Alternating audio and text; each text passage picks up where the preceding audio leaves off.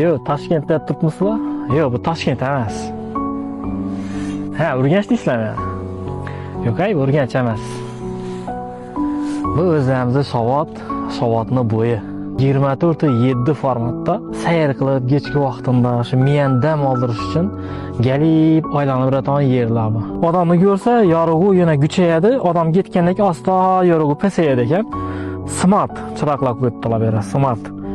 Yana bu nogironlar uchun kolaskada kelsa, yana bu yerdan knopkalari bosiladi, pesa qarab yotadi, kolaskani ustidan mindiradi, kolaskani avtomatik bir knopkani bosadi, yuqori olib chiqadi. Yana shunday sharoitlarni yaratganlar bizning O'zbekistonimizda.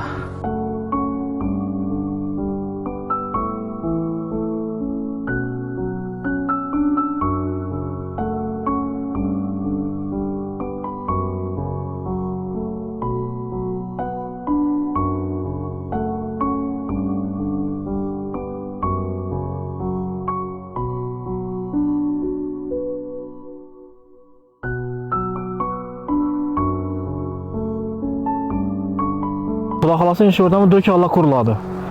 Zo'r etib, mana skameykalarni o'rnatganlar. Bu yerda o'tirasizlar yana. Lekin suv ekan bu.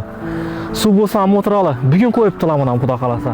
Bu yerni hisoblasak, o'sha 1,5 kilometr, bir tarafi 1,5 kilometr, orqa tarafi ham 1,5 kilometr hududni egallagan, ya'ni masofani uzunligi ikki tarafi. Orqa taraf ham xuddi shunday qilib uzatganlar.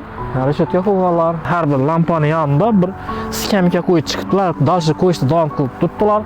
Xudo xolasa, yana bu yerlar do'kon bo'ladi. Har xil shu yerda do'konlar qo'yiladi.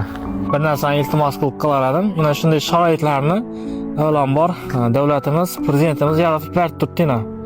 Chiroyli qilib saqlasak, o'zlarimizga yaxshi bo'ladi. Musor tashlash uchun narsalardan qo'yganlar. Shu narsa ham musor tashlash, o'tirib bu yerda semishga chaqib, na chaqib musor tashlavermali.